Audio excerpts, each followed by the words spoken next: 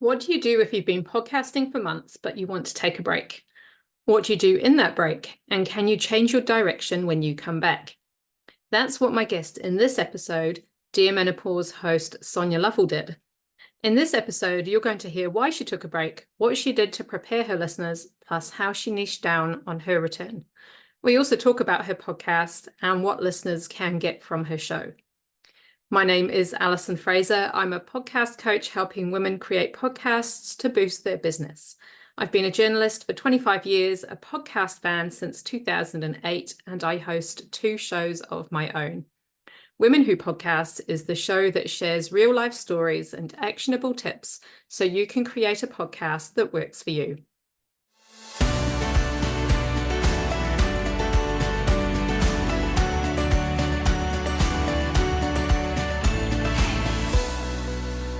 Welcome on, Sonya Lovell, all the way from Australia by way of New Zealand. So good to hear from you. Hi, Alison. Thank you for having me. I'm all about what your topic is right now. I guess a lot of people who listen to the show are also in this stage of life where, not quite the change, but, perimenopause, menopause, all those things are now a lot more on our radar than what they used to be. So can you tell us about Dear Menopause and how you came up with this podcast? Absolutely. I can talk about Dear Menopause till the cows come home. Okay, so I came up with the idea of doing a pod because I wanted to be able to reach as many women and people in general, basically, as possible, as quickly as possible. And I had a podcast previously with a friend, so I had a little bit of experience of podcasting, but it was like literally, I think we did 10 episodes, and it was quite some time ago when podcasts were like, I don't think even Apple Podcasts existed at the time. And so I knew that I loved podcasting. I love talking, like seriously, all my school reports said Sonya talks too much. So I was able to put that to good use by doing a podcast. And I also love interviewing people and I love hearing other people's stories. And I am a fierce advocate for sharing our stories in a way that other people can learn from them. So I knew that there was 2 things I wanted to do with the podcast. I wanted to interview experts on menopause, perimenopause, any aspect around that. I didn't want to have any filter. I didn't want to have anything that was taboo. This topic has been taboo for far too long. It was like time to rip that Band-Aid right off. And I wanted to provide episodes that were educational. So I knew I wanted to do that kind of expert angle, but I also wanted to share the stories, the real life stories of the average woman so that my listeners were getting kind of, I guess, the best of both worlds. They were hearing from lived experience and they were learning from experts as well at the same time. And a podcast to me was just the logical way to be able to make that information free, make it accessible and enjoyable and entertaining and in your pocket. Like you can listen to a podcast anywhere, anytime. I'm a huge podcast consumer myself. And yeah, I just had a feeling it would work. And I was right. What have been the most popular topics that have come up for you? So my most downloaded topics, mental health. So there's a professor here in Australia, Professor Jayashri Kulkarni. I've heard her on twice and her topics continue every episode that she's on. It just sits right at the top of my download list constantly.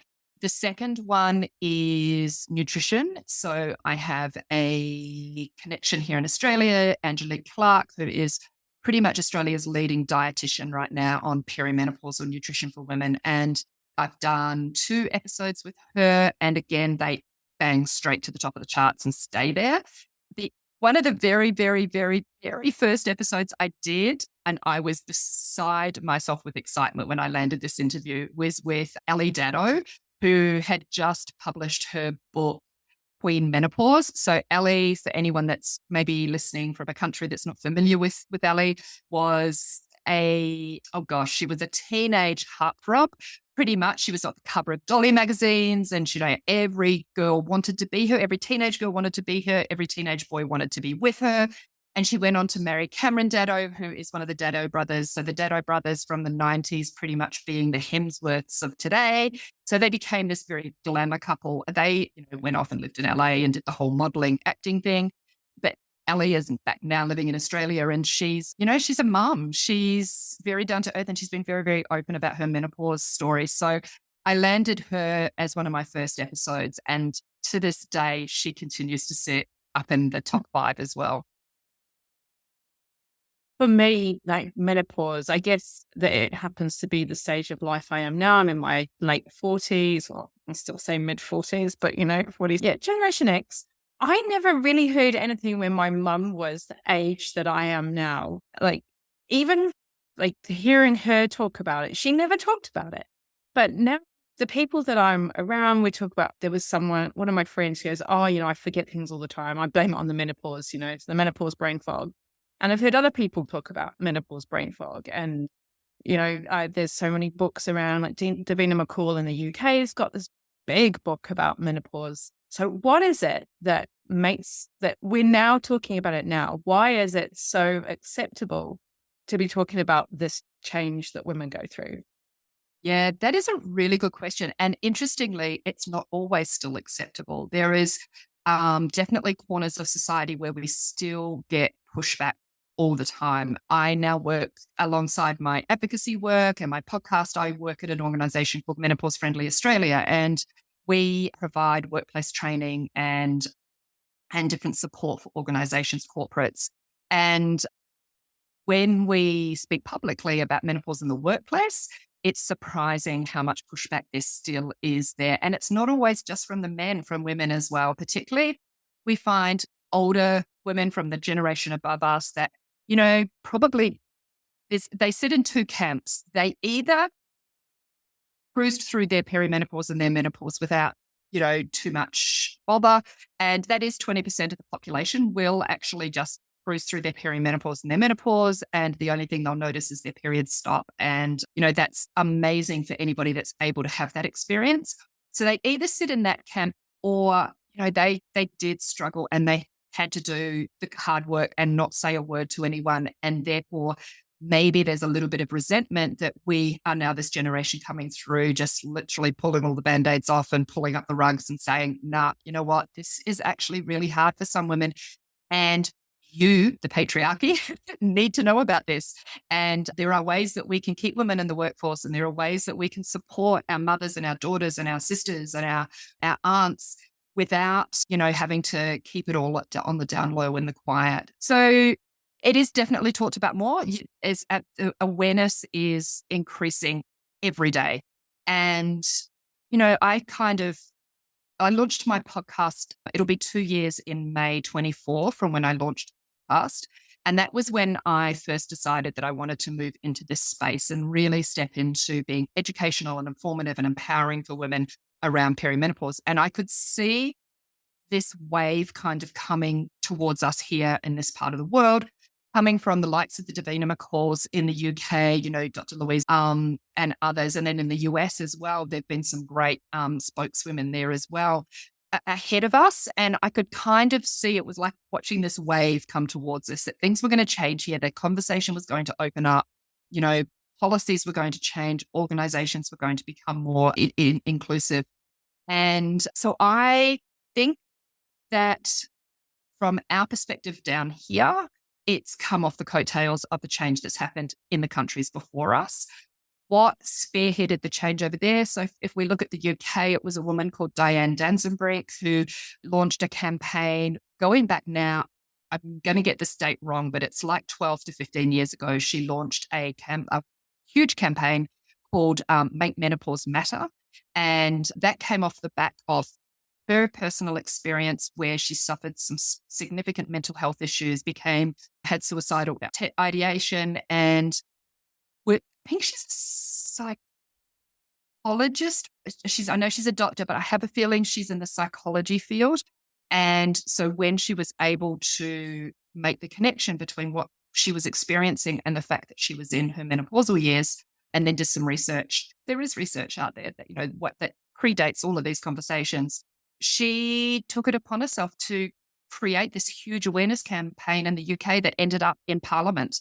And it was off the back of her campaign that they got menopause into the curriculum in the UK high schools. Wow.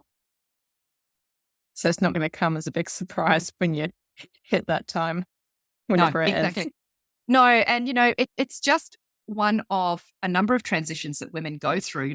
We educate everyone on puberty, and we prepare our daughters and our children for puberty. Then there's our childbearing years, and then we're all bookended by menopause, but we just stop talking about menopause. The other thing that happened, which has definitely played a part in taking menopause off the table conversationally for a lot of doctors, was the Women's Health Initiative, which was a study that was undertaken in the US back in the 90s. Oh gosh, I've got my dates really wrong today. I should know that. But so they did this huge study into HRT basically, and they prematurely released some results from that study via a media. What's it called when you make a statement through the media? Press release. Press release. Thank you. Yeah. And that they said at the time proved that HRT caused breast cancer. And literally as a result, overnight, women globally threw away all of their HRT. They literally threw it in the bins, never took it again. Doctors stopped prescribing it, and everyone stopped talking about it. They also stopped teaching it in the doctor's curriculum. And so there's been a lot of kind of roll-on effects from that we're still just trying to get over now as well, because it has changed. HRT has changed. And that study's actually been debunked now and proven that they actually got that statement so wrong. Wow. And then you've got all of that re-education to do, which is even harder. I mean, we've seen that in lots of different things around the world where there have been errors like published and. Oh, it happens. Like, we're humans. This was huge, and it had global implications, and it changed the quality of life for many women in the generation before us. Has it been easy for you to find the people to talk to for your podcast in this area of expertise? It actually has, and that surprised me. I am a firm believer that the worst thing anybody can say to you is no, and that nobody actually dies from a no. So, it's not that bad if someone says no. So I have always, right from the beginning, been very forthright at reaching out to anyone that I felt would make good content for my listeners, regardless of who they were and how, high up the hierarchy they may be, or how more educated I thought they were than me, because I always thought, well, the worst thing they can say is no. And I've been incredibly delighted and surprised at the yeses that I've got way more yeses than nos. Yeah, I think it's really interesting if you talk about the experts. So I've had professors and doctors, research scientists, all of that sort of thing on. They're often actually looking for a platform where they can share their stories, because they don't use social media here. A lot of these same experts in the UK and the US use social media hugely to their advantage, and they build significant audiences, and they create a really strong platform for their own voices. Here in Australia and New Zealand, they don't do that. And I'm yet to really understand why, but they don't. So they're often really actually grateful to have a platform where they can share their message and they can share their knowledge with as many, listeners as possible. How many episodes had you done before you reached out to those people you thought would be the ones that would say no? Like your dream guests. Oh, gosh, good question. I have to go back. I'm going to say, at a guess, about less than 10. Less than 10 episodes. Yeah. Yeah, because there was some pretty big, I've interviewed now a lot of overseas guests as well. I find it easier to get the overseas guests sometimes, probably because what we just spoke about with them being much more comfortable and familiar with social media, also more contactable through social media as well. So yeah, I reached out to a few international people that I thought that I would get no's from, and I got yeses very quickly. And yeah, considering my podcast was really young. And when I started, I'm not anybody, I'm not a journalist. I didn't come from the health field. I was a personal trainer. Yes, I worked in the fitness industry, but I'm a personal trainer, like you can go get a Cert 4 and be a personal trainer.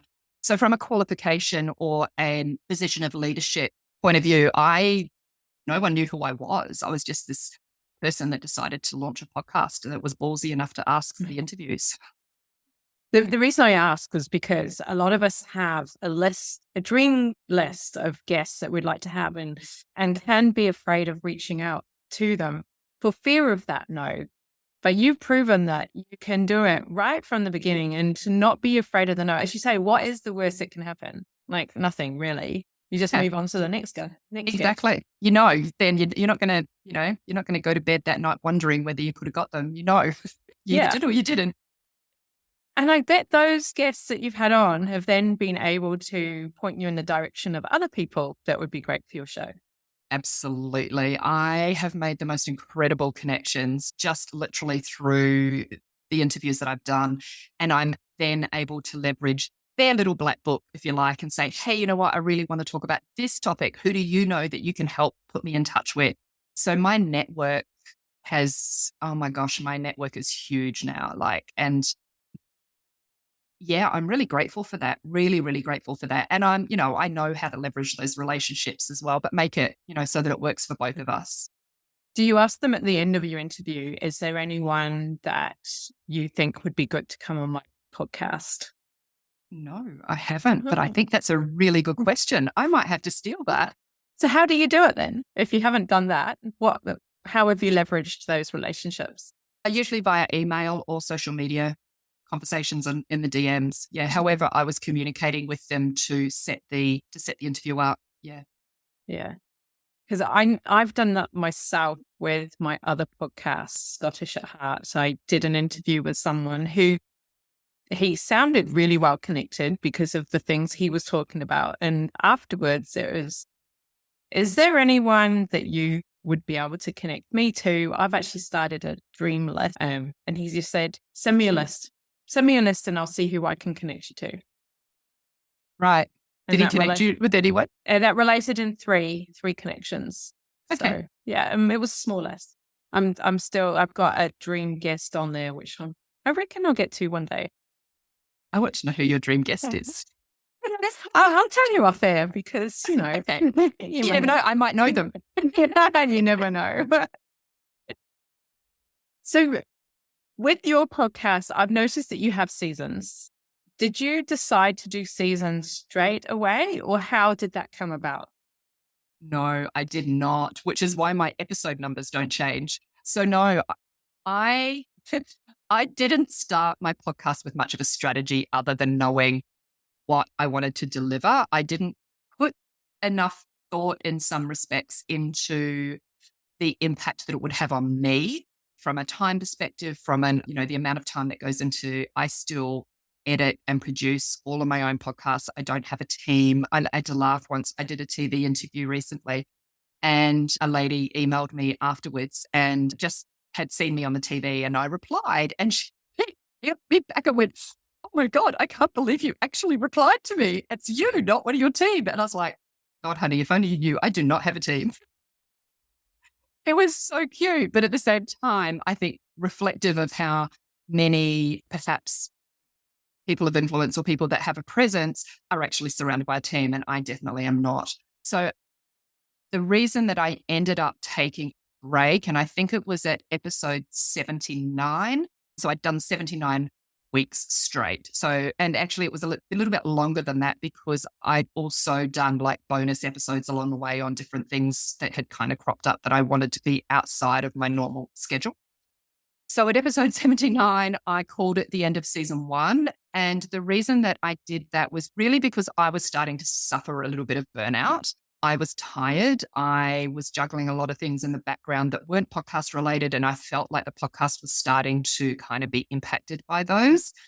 And so I literally just needed to take a little break. And so I recorded an episode one day that I think maybe went for 10 minutes, literally just telling my listeners that, I'm taking a break. I'm not going anywhere. I will be back. I just need a little bit of time and space. And I'm really glad that I gifted myself that, because it kind of, two things happened. I got a mental break that I needed from the grind, I guess, in some respects, of finding who I was going to interview, then scheduling the interview, then doing the interview, then all of the editing and producing and social media marketing and everything that then goes with that.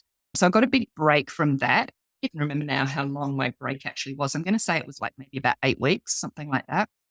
It was always niggling in the back of my mind, like, I've got to come back. I've got to come back. Well, how am I going to come back? Can I use this break in a way to actually change how I come back? Do I want to go back to the same topics, to the same grind, that sort of thing? So I used that time to really have a good think about that. And then I decided I was really keen to get back. I actually started getting that itch of like, okay, I'm really ready to come back now. I'm missing the conversations. I'm missing the interviews. Every episode of mine is an interview. I think I've done maybe 1 or 2 solo episodes. Yeah, I was really missing it. And I was missing my connection with my audience, which is funny because I've had a conversation with so many people about how your podcast audience is really quite rare in so many ways, because you actually literally do not know who's listening. And it's not like building a marketing list where you can email everybody once a week, or having a Facebook group and you know who's in there.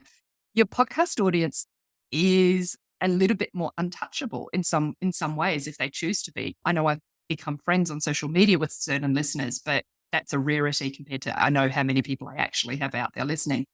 And I missed my audience. Even though I don't physically connect with them, I missed them. So I came back, but I decided that when I came back, I was going to continue with my weekly drops. So that didn't change. But I decided to be a little bit more fearless and strategic with my content. And so as much as every episode is still about menopause, anybody that has been listening to, so what am I up to? I think I'm about 5 or 6 episodes in now into season 2. And I decided to speak a lot more openly about my frustrations with the lack of care and support for breast cancer survivors or anybody that's been through an induced menopause, rather than focusing on the more natural menopause side of things, which was, what a lot of my conversations had been about, because that is the larger group of the population. So now the last few episodes that I've released have been, and I know I've got coming up because I've got a whole series of interviews banked, are very specifically targeted to breast cancer survivors, anyone that's been through an induced menopause. And I'm really questioning this people I'm speaking to and government and the medical industry on, why does this gap exist? What are you going to do to change it? So I guess I'm using my voice in a slightly different way this season, which feels really good. But it's good that it sounds like this season you've got like a broad topic, which you're delving into different topics within that topic, but it is a focus. Yeah. So will you, when you finish this season, how many episodes are you going to do in it? Have you decided? Or I is have it just no going to be idea. like season 1 and it'll be whenever? Yeah, pretty much. Like I'm not that strategic with it, and I kind of like it that way. Yeah, I don't know. I don't know whether I'll exhaust this topic that I'm speaking on now and then go, okay, you know what? I've probably done enough of that now, and take a break again, and then come back for a season 3 and then think about what angle do I take then? Or will I just kind of keep rolling? Yeah, I literally can't answer that question for you right now. I love this. I love the fact that you're doing this by, you say you're being fearless, in that you're just rolling with it and doing what feels right and in the moment, and going down this one path and seeing where it takes you. Whereas there are a lot of people, I think, within podcasting who are, my podcast is about this, and it comes out, this frequency of episodes, and the time frame each episode has to be this length, and very prescribed, and being, I would say, kind of stuck in that. Like, where's the creativity? And that's my fear, and I don't want to fall into that space. I don't want to find myself in that space because I think I would lose the joy that I have right now still after 85 episodes, whatever I'm up to this week. Yeah. And I don't want to lose that. The other thing that I'm really clear in my thinking about with my podcast is I want it to always be really engaging, and I want my audience to enjoy listening to the conversations. You know, I have listened to a number of podcasts at different times because there's been someone on it that I thought, oh, I want to hear what they have to say. Some podcasts are really dull and there's no laughter, and there's, you know, one of the pieces of feedback I get is I laugh. And I'm like, I have been known forever for my laugh. My laugh is loud, it's spontaneous, it's really raw and authentic, and I never hold it. And I love that that's something that my listeners have hooked onto as well, and they enjoy. I think some people are a bit too afraid to laugh on their podcast. And you can be informative with your topic, but also entertaining. Yeah. Because Absolutely. if you can't laugh about what's going on for you during menopause, what can you laugh about? Well, exactly. What have been the surprising topics that you've come up with then that have made you laugh, or your guests to laugh as well? Ooh. Thinking question. Oh, look, anytime that we talk about, you know, vaginal health, or that always gets a giggle, and, you know, and I make it fun and light because I want everyone to listen to the episode because it's so important. So yeah, there's a wonderful Brit, actually. No, she's American, but she's been in Australia for a long time. Sandy Davies, who created a product called Happy Pores, which is a vaginal moisturizer. And she, oh my God, she's funny. She's so funny. And we had a really hilarious conversation on the podcast with her, because all we talked about was dry vaginas, and, you know, but also in a really empathetic way as well. Like we weren't necessarily making fun of that condition because it's horrendous, but we were making fun of the fact that we were talking about vulvas and vaginas and, you know, sandpaper and moisturizing. I want to know what I've been talking about with my phone in the vicinity, because I had an ad for that come up in my Facebook newsfeed just yesterday, and I'm like, is this product? I'll tell Sandy that the marketing is working. It's a great product. My dermatologist gave it the big thumbs up. It's a fantastic product. So head out there and buy some. Well, normalizing this conversation, I think, is something that we all need to do. Even if we start with a podcast, but then talking to our friends about it as well. Yeah. And I think that's the other thing that I love about a podcast is there's that shareability of episodes. Like, you know, you can be listening and go, oh my God, I was just talking to my girlfriend about this the other day, and share an episode. It doesn't mean they have to become a listener to, you know, to all episodes. That you can just share that one episode. And it's so easy to do that. And I like, you know, technology is wonderful because if you share it as a text on your phone, like they don't even have to leave their texting to listen to it. It's just all there. It's so easy. The podcasts are so awesome for that. Can you remember the first podcast that you started listening to? Like, what got you into podcasts?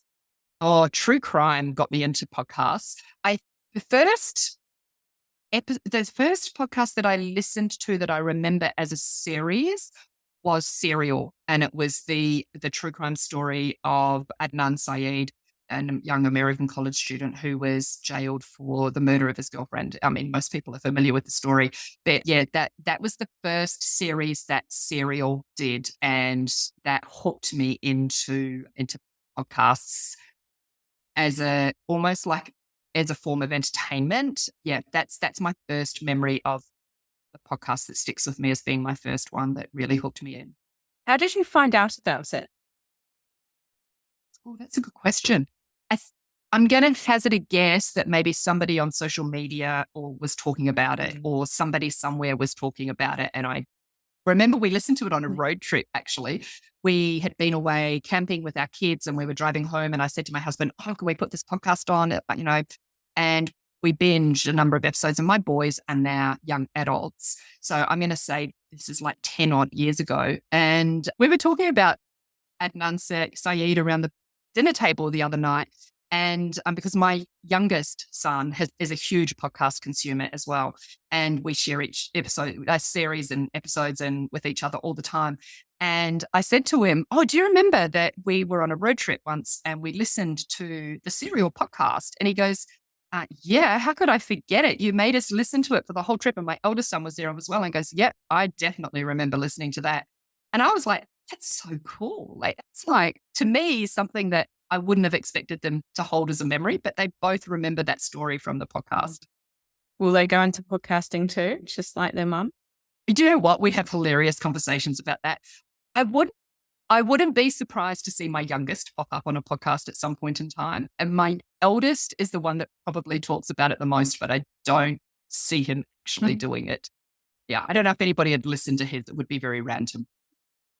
Yeah, it's amazing though, the influence, the things that you say or do and how the kids remember it. Yeah. Yeah, my son's almost 12 and yeah, there are some random things that come up in conversation. Oh, the funniest that I got the other day was, so my youngest is 20, my oldest is 23. So a lot of their lives are spent at pubs. And and Ethan said that, who's my youngest, said that when people say to him, "So, what does your mum do or what does your dad do?" He goes, "Whenever they ask me what my mum does, I tell them you're an influencer." I thought, "Oh, I can't do that." And he goes, "Yeah, but you kind of are." And I was like, "No, that's a stretch. That's a stretch." I mean, what else could he say? I suppose he could say, come out with a lot of different things, but without having to talk about menopause. Which I suppose saying my mum talks about menopause for a living is probably pretty dry and dull. Or he should probably listen to your episodes, though. They're definitely not dry and dull. Oh, no, because then he'd know how often I talk about them in my episodes. So they definitely don't need to know that. Are you open to sharing anything you've learned from podcasting with others who may be thinking about starting to podcast or just getting theirs out there? Absolutely. I think the biggest learning for me was I got advice when I was working with a business coach at the time. And I said, part of what I'm doing with this big transition of my career is I want to launch a podcast and, whatever. And she told me not to do it. She said, no, you need to put that on ice because you need to focus on monetizing your business before you can do that. You need to have a profile and people need to know who you are. And I sat on that before I made any firm decisions, and I decided to fire her and move forward with the podcast. So my lesson there is trust your gut. Like, if it's something you really want to do, then don't let anyone else tell you not to. And it's fun. And just give it a go. Like, it's a little bit like me, and this is my philosophy in life really, is like, you just have to give everything a go because, you're either going to fail, which is not the end of the world. Like, what you believe is failure, others don't necessarily see as failure. So failure is very personal experience. Or you're going to have some fun and you won't go to bed at night wondering what might have been. Well, that's a very valuable lesson. I've heard that you don't fail if you learn something. Absolutely. I'm not a huge fan of the word failure or failing. Like, I don't, there's always a lesson to be learned. And everything happens for a reason. And even if it's not the success that you thought it would be, you will have most definitely learned something from it. The other thing I would say is invest in good platforms or software to use. If you're going to be like me and do your own editing and producing and that sort of thing, using the right software and tools makes a huge difference. What do you use out of interest? So I record on Zoom and so that I can get the split audio tracks. And then I upload those into Ella2, which I use to produce my episodes in. And then that syncs into Buzzsprout, and I use Buzzsprout for my hosting. Yeah. I love hearing what people use because there's so much variety out there. I know. And it's funny, a couple of times I've toyed with the idea of swapping and kind of, looked around at Riverside and, some of the other kind of, I suppose, more well-known all-in-one kind of platforms. But I'm kind of scared. I actually love the setup that I've got now, and I find both of them really easy to use, and that they talk to each other makes it way easier. But yeah, the thought of moving is actually kind of scary. Yeah. And if it's not broken, Yeah, you don't why need to fix it? fix anything. Yeah. We haven't talked about how you got into menopause. You mentioned before you were a personal trainer. So what was it that led you to go down this route of now being the menopause mentor? And I don't use that word mentor anymore either. It's What do you use? I know, and I think I've still got it floating around somewhere on some description because a couple of people have used it recently, and it makes me kind of cringy. Not for any reason other than I don't perceive myself as a mentor. I don't work with anyone one-on-one, so I think a mentor has a much more one-on-one kind of relationship with people. So I've been a personal trainer for about 13, 14 years now, and in 2017, I was 47 and I found a lump in my breast and was diagnosed with breast cancer. I went through a year of treatment for that. And as a result of my chemotherapy, went into what's called an induced menopause. So the conversation I had with my oncologist was at our first appointment when I was still very traumatized by the diagnosis and kind of had my head in the clouds significantly. And all I really cared about at that point was, will I survive? And he said, oh, look, given how close you are in age to your natural menopause, it's likely that you'll go into an induced menopause with your chemo treatment. That was it. And I kind of went, okay. And then my experience of the care or lack of that I got, the education lack of that I got as a result of being handed off from my oncologist at the end of all my active treatment to a GP was huge. There's a big gap there, massive gap, and most women fall through it quite significantly. So I struggled big time with my symptoms. I struggled to get support around that. And it took about 3 years of physical and kind of, emotional and spiritual healing to get back to a place where I went back to work. And it was when I went back to work as a personal trainer that I started hearing from the women that I was working with that they were experiencing all these similar symptoms to what I'd had experienced, that they were going through natural menopause. And then I realized that they were also uneducated and unsupported and had no idea what was going on or where to get help. So that I've always had a sciencey, researchy, nerdy brain. So that kind of sent me off down a rabbit hole to educate myself so that I could help them. At the same time, I was learning about myself. And then I started following certain people on social media like Davina McCall and anyone that was kind of having the conversation, and realized that there was an opportunity here to do what was happening over there for these women. So I suppose it was a seed of an idea that came from working with my clients to going, you know what, actually, I'm going to be the person. If no one else is going to do it, I'm going to be the person that opens up these conversations and starts letting women know what's going on. And yeah, it sounds like the journey that you've gone on with your podcast, it's something that's going to help not just the women that you were working with, but so many other women around the world. So thank you for doing this, Sonya. Oh, it's my pleasure. I love, it's nice to be on the other end of the microphone and, being asked questions. And it's also, I'm so passionate about the topic. I'm obviously passionate about helping women, and I'm passionate about podcasting. I love podcasting. Yeah. I always like to find out a couple of podcasts that my guests like to listen to themselves. So you mentioned before you're into true crime, and Serial was the one that got you into podcasts. What podcasts do you like to listen to at the moment? Can you give us a couple? Yeah, so I still have a couple of true crime ones that I keep up my sleeve when I want to be a bit more, I suppose it's going to sound terrible, but trashy with my listening. So they're like if I was to sit down in front of a TV and watch The Bachelor or, Love Island or something like that, I go to true crime with a podcast. The two podcasts that have been on high rotation for me, one is called The Imperfects. So they're both Australian, actually, podcasts. So The Imperfects is brilliant. It's a bunch of younger guys in their 30s, based in Melbourne. One of them was the founder of the Resilience Project. So they had come from a very psychological mental health aspect. But their concept for launching their podcast was that they would interview really well-known people, so other celebrities, sports stars, but actually about their mental health and any struggles that they'd had in that area. And they have this really cool segment that they call the Vulnerability House. So they get their guests to be very vulnerable and open up about things they normally wouldn't, which is why it's called the imperfects. So it's like these people that we hold on pedestals, but they're actually, we've all got stuff going on under the surface. And they are an amazing cast. I just have such huge respect for the conversations that they have and how they go about interviewing and chatting with their guests.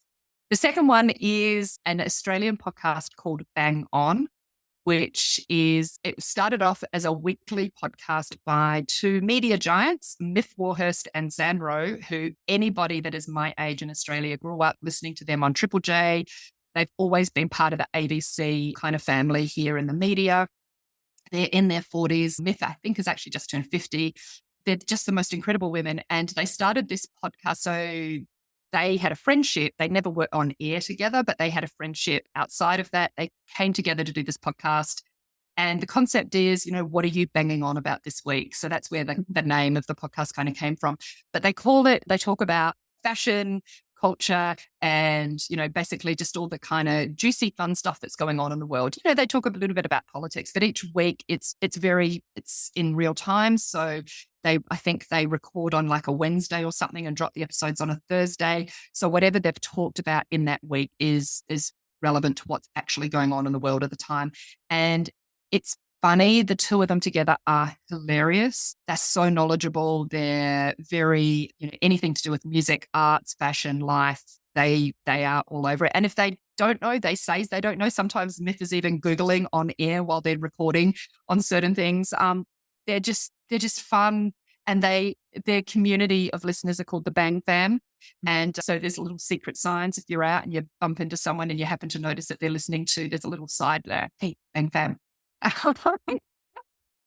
And yeah, I love them and I love what they've created with their podcast. It's good fun. Well, they both sound like awesome shows. I'm going to have to check them out.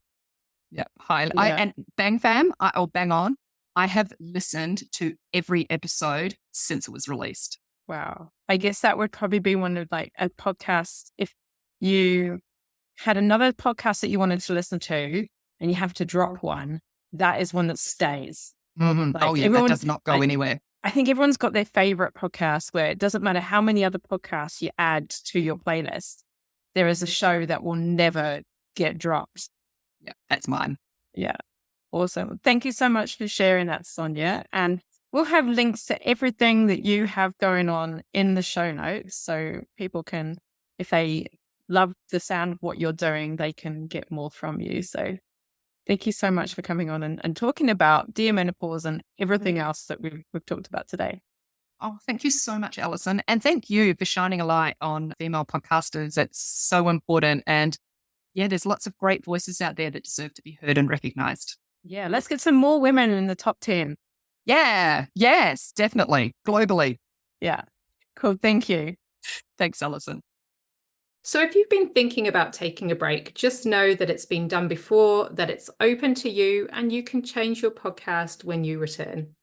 You can find links to Sonya's podcast and those she mentioned in the show notes. If starting a podcast is on your 2023 goals list, let's get started on that today. I'm helping 6 women start their show in an intimate, intensive one-day session. It's all done online with time for work and my guidance and support throughout. It's called the Launchpad. The first one is at an introductory price. By the end of our session together, you will have your podcast up and running and you'll have your first 12 episodes planned out. There's lots of support for you. So if you are wanting to do a podcast this year, then please go to the link in the show notes. It is just limited to 6 women. So if this is you and you're in Eastern Australia or New Zealand, then jump on now. That's it from me in this episode. I'll speak to you again soon. You've been listening to Women Who Podcast, the podcast for women with something to say.